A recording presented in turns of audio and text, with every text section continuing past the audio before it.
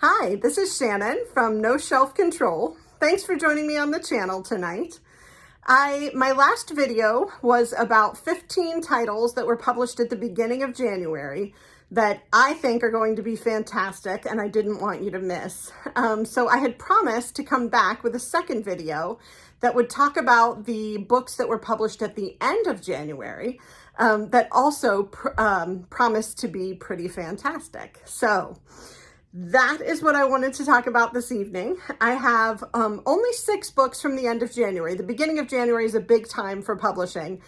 So there were 15 books that I was really interested in there. But end of January, I only have 6. So shouldn't take us long to go through them, but I'm excited about each and every one. So here we go. The first book I wanted to talk about was The Mitford Affair by Marie Benedict. Now, I have a love-hate relationship with Marie Benedict. She's written a couple things that I didn't love and a couple that I really liked. But the synopsis of this one really gets me interested. So I'm going to read that to you after I talk about when this one was published and by whom. So this one was Sourcebooks Landmark, published January 17th, so the second half of January. And it is 352 pages. I also really like the cover with the women in the fancy coats and all in pinks and purples. So really think the cover is beautiful.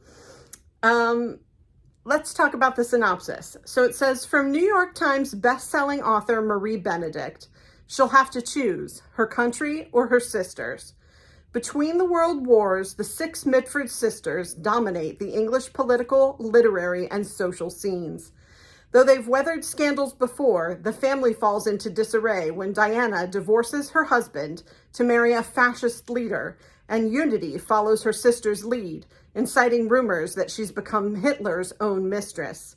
Novelist Nancy Mitford is the only member of her family to keep in touch with Diana and Unity after their desertion, so it falls to her to act when her sisters become spies for the Nazi Party. Probing the torrid political climate of World War II and the ways that sensible people can be sucked into radical action, The Mitford Affair follows Nancy's valiant efforts to end the war and the cost of placing loyalty to her country above loyalty to her family. So as per usual, Marie Benedict is doing something historical, that feels like it could be real. We had Carnegie's Maid, and a few others that were, sort of historical, but you never can tell how much of it is real and how much of it is just based on history. And so a similar kind of flair here, but really interested in the 6 sisters and how this plays out with World War II and Nazism. So that is the first one, The Mitford Affair by Marie Benedict. The second one is by Monica Heasey, and it's called Really Good, Actually. And this cover cracks me up. This is like me on a bad day. So she's got the pouring mascara. She's got her hair up in a bun when my hair used to be longer. And she, but the title is Really Good, Actually, which kind of cracks me up. You can just imagine somebody saying, how are you doing? And her saying, really good, actually. Okay, so this one was again published January 17th by William Morrow, and it's 384 pages. The synopsis says, a hilarious and painfully relatable debut novel about one woman's messy search for joy and meaning in the wake of an unexpected breakup, from comedian, essayist, and award-winning screenwriter Monica Heasey. Maggie is fine. She's doing really good, actually. Sure, she's broke. Her graduate thesis on something obscure is going nowhere, and her marriage only lasted 608 days. But at the ripe old age of 29, Maggie is determined to embrace her new life as a surprisingly young divorcee. Now she has time to take up 9 hobbies, eat hamburgers at 4 a.m., and get back out there, sex-wise. With the support of her tough-loving academic advisor, Maris, her newly divorced friend, Amy, and her group chat, naturally, Maggie barrels through her first year of single life, intermittently dating, occasionally waking up on the floor, and asking herself tough questions along the way. Laugh out loud funny and filled with sharp observations, Really Good, Actually, is a tender and bittersweet comedy that lays bare the uncertainties of modern love, friendship, and our search for that thing we like to call happiness. This is a remarkable debut from an unforgettable new voice in fiction. So it's a debut. I love that. I also like the fact that it's witty. And so I'm intrigued to see, how this is going to come to fruition. Interested to meet all of her friends and, the protagonist and see what it means to be divorced and 29. So check that one out. The next one is by Deshaun Charles Winslow, and he wrote In West Mills, which is the book that I told you I think of as my book because not everybody knows about it, and I loved it, and so I talk about it whenever I get a chance. So he wrote In West Mills, and this next book is called Decent People. It was published January 17th, and it was published by Bloomsbury Publishing, and it's 272 pages. So here's what this one's about. From Center for Fiction First Novel Prize winning author Deshaun Charles Winslow, a sweeping and unforgettable novel of a Black community reeling from a triple homicide and the secrets the killings reveal. In the still segregated town of West Mills, North Carolina in 1976, Marion, Marva, and Lazarus Harmon, 3 enigmatic siblings, are found shot to death in their home. The people of West Mills, on both sides of the canal that serve as the town's color line, are in a frenzy of finger-pointing, gossip, and wonder. The crime is the first reported murder in the area in decades, but the white authorities don't seem to care or have any interest in solving the case. Fortunately, one person is determined to do more than talk. Ms. Jo Wright has just moved back to West Mills from New York City to retire and marry a childhood sweetheart, Limp Seymour. When she discovers that the murder victims are Limp's half-siblings and that Limp is one of West Mills' leading culprits, she sets out on a transformative manhunt to prove his innocence. As Jo begins to investigate those who might know the most about the Harmons' deaths, she starts to discover darker secrets than she'd ever imagined, and a pattern of cover-ups of racial incidents, homophobia, and medical misuse that could upend the reputations of many. For readers of American Spy and Bluebird, Decent People is a powerful new novel about shame, race, money, and the reckoning required to heal a fractured community. So West Mills is back. I love Deshaun Charles Winslow. I loved his first book, and I cannot wait to read this one. So I certainly could not let you miss this one. Published January 17th. Go out and get it. Check it out from your library. Give it a try and let me know what you think, by all means. Okay. The fourth book on my list is called Everyone in My Family Has Killed Someone, which I think is an interesting title. It's by Benjamin Stevenson, and Jane Harper blurbed it, and she said, I absolutely loved it. Exceptionally fresh, smart, and funny. And I really like Jane Harper, so that caught my attention. This, again, was published January 17th, 384 pages by Mariner Books. Everyone in my family has killed someone. Some of us, the high achievers, have killed more than once. I'm not trying to be dramatic, but it's the truth. Some of us are good, others are bad, and some just unfortunate.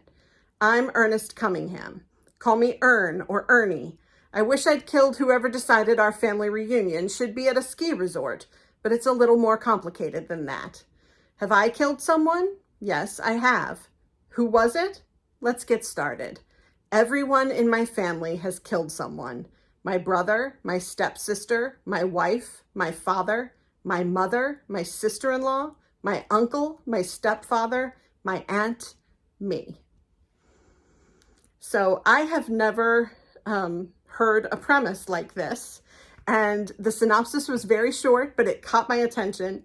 And it is definitely something that I want to read, and perhaps something that you'll want to read as well.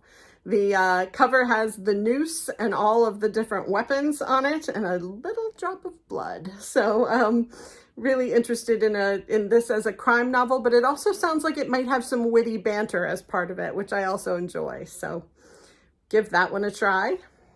My fifth book on the list from late January is The Chinese Groove by Catherine Ma.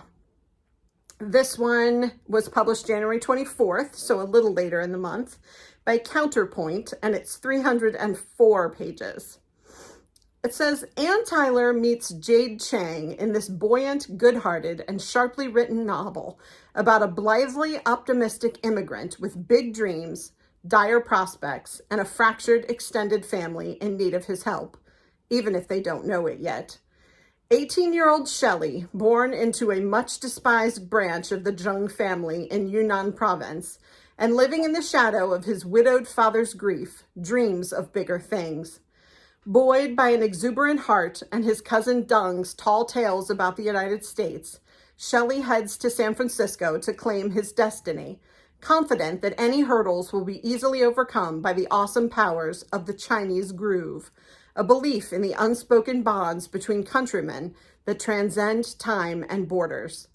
Upon arrival, Shelley is dismayed to find out that his rich uncle is in fact his unemployed second cousin once removed, and that the grand guest room he'd envisioned is but a crappy sofa.